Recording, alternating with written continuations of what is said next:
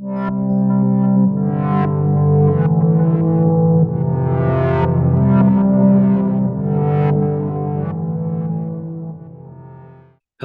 I'm Bretton, one of our MCAT tutors here at Inspira Advantage, where we help students get to med school and other professional programs.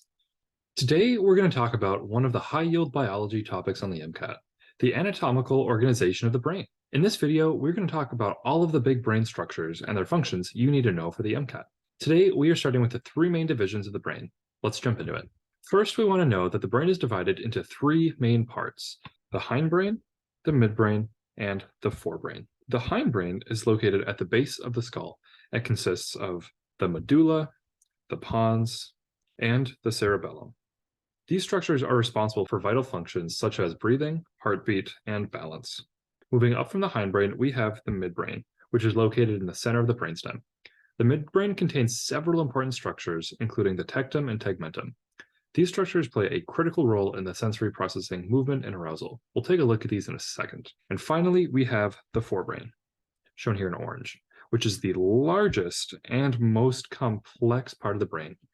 The forebrain is divided into two main parts: the cerebral cortex, which is on the outside, and the subcortical structures, which is inside. The cerebral cortex is the outer layer of the brain responsible for many of our higher order functions, such as perception, cognition, and language. And yes, this includes all of the lobes. The subcortical structures, on the other hand, include structures such as the thalamus, hypothalamus, and basal ganglia, which are all involved in a wide range of functions such as sensory processing, hormone regulation, and motor control. Now that we've covered the basic organization of the brain, let's take a closer look at some of the key structures and functions you need to know for the MCAT. Let's first look at the medulla. The medulla is responsible for regulating autonomic functions such as breathing and heart rate, two very important things. The pons, on the other hand, is playing a role in sleep and arousal, as well as in relaying sensory and motor information between the cerebral cortex and the spinal cord. What helps me think of the hindbrain is this is what came first evolutionarily. So these are the essentials to keep a body going. We need to control the heartbeat. We need to control breathing. This is all critical brainstem stuff, our hindbrain or ancient brain. Moving on to the midbrain, the tectum, this little part highlighted in red up here, is responsible for processing visual and auditory information, while the tegmentum, highlighted down here, plays a role in motor coordination, arousal, and the perception of pain. Finally, let's talk about the coolest part, the forebrain.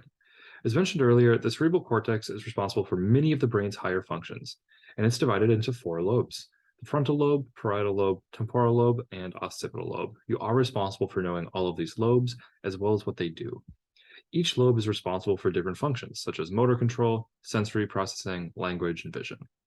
The subcortical structures include the thalamus, shown here in red, the hypothalamus, and the basal ganglia, which is hard to see on this picture. It's kind of inside and wrapping around. You can see it on this one in pink and purple. We want to know that this is inside the brain, not sitting on the outside. So the basal ganglia is kind of in the middle-ish on both hemispheres. All of these are involved in a wide range of functions, such as sensory processing, hormone regulation, and motor control. Understanding the anatomical organization of the brain is essential for success on the MCAT and for a deeper understanding of the brain's functions. By knowing the basic structures and their functions, you can better comprehend how the brain works and how it relates to the rest of the body. Thank you so much for watching our video on brain organization, and I'll see you next time.